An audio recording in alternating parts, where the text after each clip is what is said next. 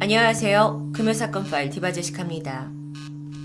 1인 피켓 시위를 하고 있는 사진 속 주인공은 지난 2016년 10월 26일 성형수술 도중 안타깝게 사망한 고 권대희 씨의 어머니입니다.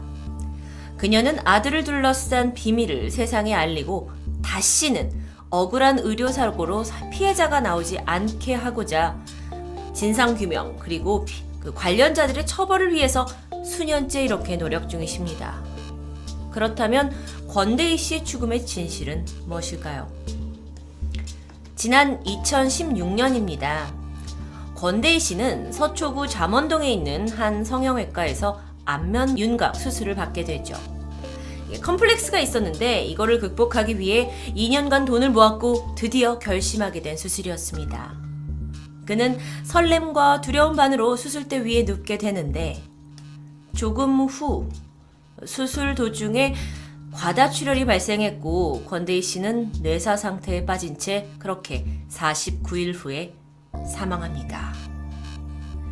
안면윤곽 수술이라는 게 물론 분명 위험성이 있는 수술이긴 하지만 사망에까지 이르는 경우는 극소수였기 때문에 어머니는 아들의 죽음에 의문을 갖게 돼요. 그래서 병원의 CCTV와 기록지를 힘들게 입수해서 아들의 죽음을 파헤쳐가기 시작합니다. 그리고 드러난 진실은 예상보다 더욱 끔찍했죠. 먼저 CCTV를 봤습니다. 이 사진들은 실제 사진이고 관련 인물들은 모자이크 처리를 했는데요. 이 수술실에서 집도의, 이 사람을 원래 수술하기로 한 의사가 수술 도중에 오랜 시간 자리를 비웠다라는 사실이 드러나죠. 그리고 사진에서처럼 간호조무사 분은 한쪽에서 눈화장을 고치고 아무렇지 않게 휴대전화를 사용하는 모습이 보입니다. 심지어 다음 사진은 조금 더 충격적이실 수도 있는데요. 권 씨의 사망 원인이 과다출혈이었죠. 근데 이때 그 과다출혈이 발생했을 때는 CCTV 속의 의료진들이 분주한 대처라기보다는 이 바닥에 흐르고 있는 피를 그냥 대걸레로 닦아내는 모습이 고스란히 찍혀 있습니다. 원래 이렇게 환자가 과다출혈을 하면 그냥 옆에서 피를 닦아내는 게 일반적인 상황일까요? 게다가 이렇게 피가 나오는 건 분명 안 좋은 징조 같은데요. 성형외과 전문의 김선웅 원장은 안면윤곽 수술 중에 출혈량이 300에서 400cc만 돼도 엄청난 비상 상황이라고 말했죠. 그런데 권 씨의 수술 당시 출혈량은 그 10배에 해당하는 3500cc였습니다. 그렇다면 이 수술을 담당하고 있는 담당 집도의가 왜 제대로 조치를 하지 못한 걸까요? 환자가 마취된 틈을 타면 사실 나를 수술하기로 했던 의사 선생님이 다른 선생님으로 바뀌는지 우리는 모를 일이죠. 법적으로 합의된 의사 선생님이 아닌 다른 이가 수술하는 것을 유령수술이라고 합니다. 추후 밝혀진 바에 따르면 이 당일날, 수술 당일날 권 씨의 집도의는 권 씨 외에도 3명의 또 다른 환자 수술을 동시에 진행 중이었다고 합니다. 그래서 도중에 자꾸 자리를 비우고 다른 수술실에 1번 수술실, 2번 수술실, 3번 수술실 들어갔던 거죠. 그리고 그 선생님이 없을 때 간호조무사분이 이 아까 처음 보셨던 사실처럼 이 수술의 남은 과정들을 처리해 나간 것으로 보이는데요. 물론 이게 아무리 성형수술일지라 할더라도 물론 생명이 달려있는 수술은 아닙니다. 하지만 이건 상식적으로 쉽게 이해할 수 없는 행위죠. 그런데 문제는 이런 유령 수술이 예상보다 더 우리 사회에 만연하게 퍼져 있다는 겁니다. 지금으로부터 7년 전인 2013년 12월 강남의 기역 성형외과에서 수능 끝나고 코 수술을 받으러 갔던 여고생 B양이 수술을 받다 사망하는 사건이 발생했습니다. 그런데 그 과정에서 아주 석연치 않은 부분이 많았죠. 일단 이 기역 성형외과는 성형의 메카라는 압구정동에서도 아주 규모가 크고 서울에 사시는 분들은 지하철에서 한 번씩 광고를 봤을 만큼 이름이 난 곳입니다. 그렇다 보니까 당연히 많은 성형 전문의가 근무를 하고 있겠죠. 근데 다른 수술도 아닌 사실 눈과 코 약간은 흔하다고 할 수 있는 이 수술을 하는 도중에 사망사고가 났다? 게다가 좀 더 조사를 해봐서 기록을 봤더니 지난 2008년부터 꾸준히 사망하는 환자들이 발생하고 있다는 게 밝혀집니다. 그러니까 처음으로 사망한 사람이 아니에요. 결국에 이 사건으로 인해서 이 해당 병원에 대한 조사가 시작되었는데요. 참, 그 결과 이 병원이 숨기고 있던 비밀이 드러납니다. 그게 바로 공장식 유령 수술이었어요. 커다란 방에다가 수술대를 몇 개 설치해놓고 이 사이사이에 커튼으로 칸막이를 세웁니다. 마치 그 전쟁통에 그 갑자기 많은 부상자가 오게 되면 그런 상황이 벌어지잖아요. 그리고 환자가 마취가 되고 나면 거기다 눕혀놓고 동시다발적으로 한 번에 수술을 진행하고 있었던 거죠. 이유는 아시겠죠? 한 사람이 한 명을 수술하는 것보다 한 번에 여러 사람을 수술하면 더 많은 돈을 벌 수 있었을 테니까요. 근데 문제가 이것만이 아닙니다. 그 당시 집도의가 성형외과 전문의가 아니었어요. 이비인후과 의사 같은 비전문가들이었습니다. 물론 상담할 땐 전혀 몰랐던 사실이겠죠. 여러분이 가서 성형수술을 하러 갔는데 당신의 성형수술은 사실 이비인후과 선생님이 할 거다 하지 않겠죠. 결국 병원장 유 씨는 불구속 기소되었고 재판을 받았습니다. 2018년에 결과가 나왔는데 징역 2년, 벌금 300만 원. 사실 이 사건으로 인해서 대중에게 이렇게 의사들이 이런 식으로 유령 수술을 한다라는 게 수면에 떠오르게 된 대표적인 사건이라고 할 수 있습니다. 그러면 이건 성형외과에서만 있는 일일까요? 아니었어요. PD 수첩을 통해서 알려진 또 다른 사례가 있습니다. 2018년 4월 파주의 한 정형외과에서 70대 남성 C씨가 척추 수술을 받아요. 그리고 회복실로 옮겨졌죠. 그런데 3분 만에 의식을 잃었고 사망하는 사건이 발생합니다. 유가족들이 뭔가 이상하다 싶어서 그 의료사고에 대해 의문을 품고 원장님을 찾아가요. 근데 이때 아주 황당한 답을 듣습니다. 내가 집도한 수술이 아니었기 때문에 나한테는 책임이 없다라고 반박하는 거죠. 결국 그 당시 제작진들이 이 병원의 진료 기록을 입수해가지고 원장이 그 수술 시간에 뭐 했나 라고 봤더니 외래 진료를 보고 있었다라는 게 밝혀집니다. 아니 그러면 외래 진료를 보고 계시면 그때 수술실 안에 있던 건 누구예요? 자, 그런데 누구인지 밝혀지기 전에 이 사건 이후 또 한 명의 사망자가 더 있다라는 것도 확인됩니다. 와, 까도 계속 나오죠. 70대 C씨가 사망하기 이틀 전이었어요. 그러니까 바로 전전날이죠. 어깨 수술을 받았던 70대 안씨 역시 수술 직후 사망했습니다. 그래서 수술 기록을 확인해봤어요. 그랬더니 이 사망했던 두 사람의 수술을 집도한 의사 2명이 심지어 의사 면허가 없습니다. 한 명은 의사 면허가 취소된 사람이었고요. 다른 한 명은 의료기기 업체의 영업사원입니다. 아, 전 정말 이 부분이 너무 황당했는데요. 아파서 돈 내고 내 병 고치겠다고 병원 찾아갔는데 의료기기 업체 사원이 내 수술을 하고 있다? 말도 안 되는 거죠.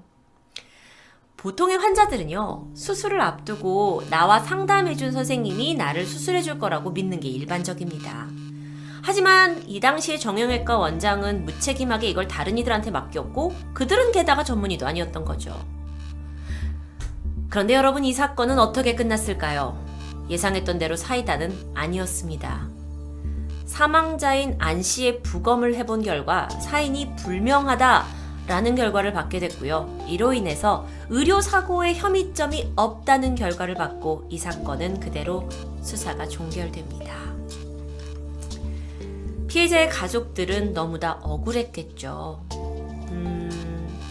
자, 그렇다면 앞서 말씀드린 고 권대희 씨 사건과 지금의 두 사건의 가장 큰 차이점을 설명드리고 싶은데요. 수술실 내부에 CCTV가 있었느냐 없었느냐였습니다. 권 씨가 병원에서 사망을 하고 나서 병원 측에서는 아니 우리는 책임이 없다라고 강력하게 주장했죠. 여기서 죽었는데도 불구하고요. 하지만 유가족이 겨우 CCTV를 입수해서 그 당시에 의사선생님이 없었고 간호조무사가 수술을 이어받았고 이런 모든 사실을 확인합니다. 그리고 나서 그들이 보건복지부에 확인을 했죠. 그래서 이게 분명 무면허 의료행위가 맞다라는 답을 들었습니다. 그러니까 책임이 없다고 말하는 병원 측은 정말 황당한 거죠. 결국 그래서 이 병원을 상대로 손해배상 청구 소송을 해요. 손해배상 청구에서는 유족이 승소합니다. 손해배상이요. 근데 더 중요한 불법 의료행위에 대해서는 검찰이 1년 넘게 시간을 끌면서 조사했습니다. 그리고 그 과정에서 기소사항이 하나 둘씩 지워졌고 무엇보다 중요했던 무면허로 의료행위 하지 않았냐라는 혐의마저 빠지게 됩니다. 이대로라면 병원의 혐의가 인정된다 하더라도 사실 집행유예 선에서 끝날 듯 했거든요. 집행유예를 받게 되면 감옥을 가지 않는 거죠. 근데 여러분 생각해보시면 분명히 제가 여러분께도 보여드렸잖아요. 어떤 CCTV, 이건 저는 분명 캡처본만 보여드린 거지만 유가족은 이 풀 내용을 보셨겠죠. 그리고 사실 여러분도 유튜브에서 찾아보시면 이 영상도 보실 수 있습니다. 근데 이렇게 너무 분명하게 CCTV가 존재함에도 불구하고 법은 쉽사리 권대희 씨의 죽음을 인정하고 있지 않는 것으로 보입니다. 사실 이마저도 없었다면 권 씨의 어머니는 자신의 아들이 어떻게 죽었는지 그 진실을 전혀 모르셨을 거죠. 그렇게 해서 수술실 내에 CCTV 설치를 의무화해야 한다라는 법안, 일명 권대희법 제정이 추진됩니다. 그게 그렇게 떠들어대는 권대희법의 그 전말이에요. 그래요, 그렇게 필요한 것 같아요. 그러면 하면 되잖아요. 이렇게 쉽지가 않아요. 왜냐면 현행법에 따르면 구급차에다가 CCTV를 설치하는 건 가능해요. 하지만 수술실 내부에 관한 규정은 없습니다. 수술실 내부에 설치를 해도 되지만 꼭 해야 된다는 건 아니에요. 그렇기 때문에 만약 의료사고가 발생하는 경우 병원에서는 CCTV를 달아놓는다 한들 우리 없다, CCTV 없다 라고 잡아떼는 경우가 상당합니다. 이런 상황 속에서 만약 권대희법이 통과되면 의료사고가 발생했을 때 피해자나 가족이 직접 증거를 모아야 했는데 그전에는 이제는 CCTV를 통해서 증거자료를 하고 반박을 할 수 있겠죠. 이 사건에 사실 가장 마음이 아프신 분은 권대희 씨의 어머니이실 겁니다. 워낙 비통한 사건을 겪으셨고 그는 이제 그녀가 의료 피해를 당하고도 굉장히 힘들게 CCTV를 입수하셨잖아요. 그러니까 이 증거가 제대로 되지 않으니까 이거를 공론화하기가 어렵다라는 현재의 현행법을 비판했습니다. CCTV 없었으면 소송도 불가능했겠죠.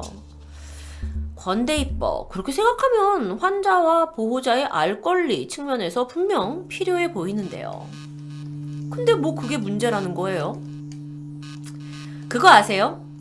우리나라에서 의료사고 소송은 99.9%가 병원의 승리로 끝난다는 말이 있습니다. 우스갯소리이기도 하죠. 2014년 신해철 씨가 위 밴드 시술 이후에 합병증으로 다시 같은 병원에서 수술을 받았는데 얼마 후에 사망한 사건 유명합니다. 몇 년을 끌어오고 수많은 언론의 관심을 받았던 이 법정 싸움은 결국 1심에서 이 집도의의 죄는 인정되었지만 집행유예를 받았고 실형을 받진 않았어요. 게다가 면허 또한 그대로 유지되었죠. 그러니까 계속 의사활동을 하실 수 있는 거예요. 유가족이 너무도 분노해서 항소를 했습니다. 그리고 2018년에 가서야 대법원에서 징역 1년에 의사면허를 취소시킵니다. 권대희법이 나오게 되면 어떻게 될까요? 사실 여러분이 지금 생각하시는 것처럼 필요하네 라는 의견이 모아졌을 때 다들 공감했어요. 하지만 이런 국민들의 바람과는 달리 의사단체의 반발로 인해서 20대 국회에서는 제대로 논의조차 해보지 못한 채 법안이 폐기되어 버렸죠. 우리한테 필요한 건데도 불구하고요. 그리고 지난 7월 달에야 돼서야 여론의 목소리를 들은 건지 다시 재추진하겠다라는 움직임이 조금씩 시작되고 있습니다. 참 분통 터지는 사실이 있어요. 지난 2016년에 권대희 씨를 죽음으로 몰고 가게 한 이 병원은요, 사고가 발생한 이후에도 우리는 턱 광대만 14년째 무사고를 하고 있다. 무사고 자부심이란 걸 보이세요? 이렇게 광고를 하고 있습니다. 그래서 이게 허위 광고다 법적 공방이 있었지만 결과는 증거 불충분으로 제대로 처리되지 못했죠. 결국에 이 사건은 무면허 의료 행위에 대해서도 불기소 처분이 내려졌습니다. 근데 이 사건은요, 정말 법조계에 있는 분들조차 정말 이거는 믿을 수 없는 판결이다 라고 할 만큼 아주 황당한 결과였다고 하는데요. 너무 답답하지 않아요? 아니, 죄가 뻔한데 왜 아니라고 재판이 내려졌을까요? 어쩌면 이런 일은 과거에서부터 늘 가능했던 일인지도 모릅니다. 담당 검사와 병원 측의 변호사가 깊은 유착 관계가 있는 게 아니냐라는 의심도 있죠. 옛날부터 힘없는 시민이 기득권층 이길 수 있나요? 그렇게 권 씨의 가족들은 5년째 이들과 힘든 싸움을 이어가고 있습니다. 그럼 궁금합니다. 의사 선생님들은 왜 이 법을 반대하시는 거죠? 의료계는요, 권대입법이 되면 의료진의 스트레스를 가중시킬 수 있고 의료의 질도 떨어뜨리고 환자와 의료진 사이의 불신을 조장할 수 있다라는 이유로 반대하고 있습니다. 물론 그들 입장에서는 충분히 일리도 있다라는 이해를 해보려고 합니다만, 그럼 의료사고를 당한 이들은 그저 이 엄격하게 차단된 수술실 내부에서 무슨 일이 벌어지는지조차 그 진실을 몰라야 하는 걸까요? 의료계가 의료진, 그러니까 의사 선생님들의 인권을 위해서 권대입법을 반대하듯이 국민들 역시 우리의 인권과 알 권리를 찾기 위해서 권대입법을 찬성하고 있습니다. 생각해보세요. 그 누구도 이 꽉 막힌 수술실에서 그 누구도 책임지지 않는 그런 허망한 죽음을 맞이하고 싶지는 않으니까요. 금요사건 파일 디바제시카였습니다.